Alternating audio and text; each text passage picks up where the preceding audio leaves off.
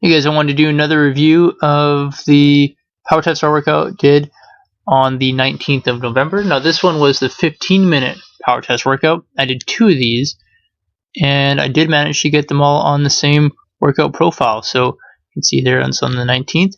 Now if we look at the lap intervals, lap 2 would be 15 minutes, lap 4 was about 15 minutes, and we can look at the average power. So the first one is 324 and the second one is 325. Heart rate average 170 and 172. Cadence is 97 and 92.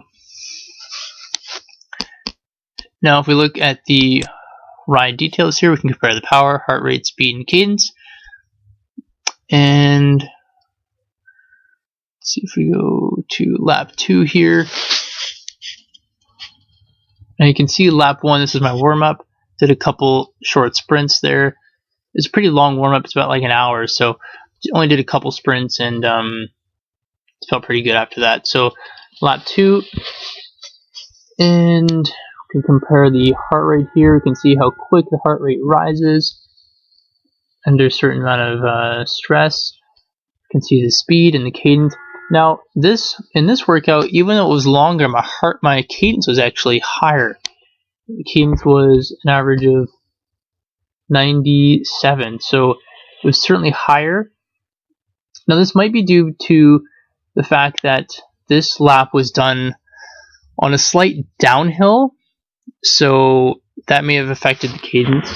Otherwise, a higher cadence is usually more indicative that it's a higher efficiency. So this is good, and then perhaps from the last workout, it would be indicative that I wasn't totally recovered, or for that shorter distance, perhaps I naturally tend to gravitate towards using more of my muscular system as opposed to my aerobic system.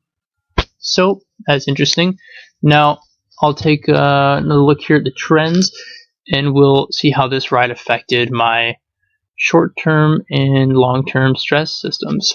So again, we're going to look at the power. Trends, we go to stress here. Remember, that workout was on the 19th of November. So 17th, and you can see here, probably would have been right about there. Now I did a short and easy 2-hour ride here, so it didn't really spike too much.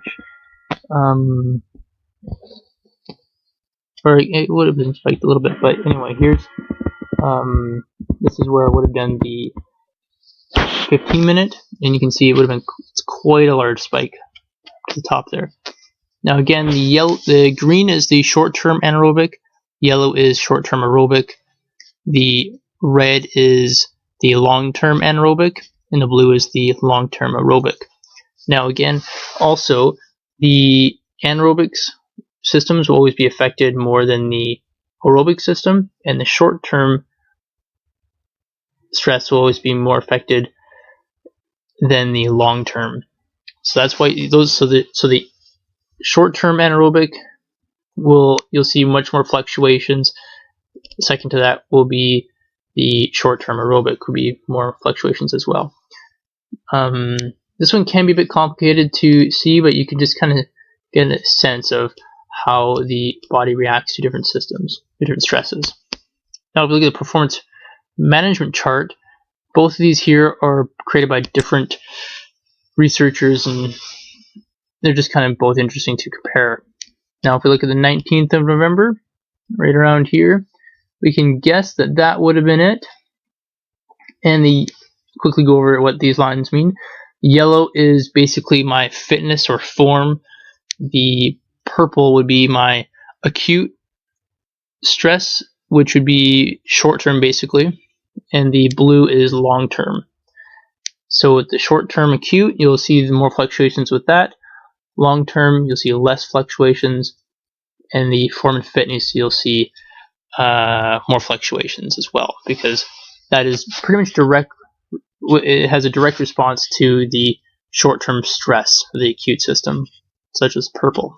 So the principle behind this one is to use the purple or short-term system stress to bring up your long term over time, and this will but you want to do it without decreasing your form too much, and then so you don't get overly fatigued, and then come to race times that say you want your form to reach an appropriate peak, such as here, back here, where the yellow peaks and then the acute is down. So this would be indicative that I would have had good form at that point.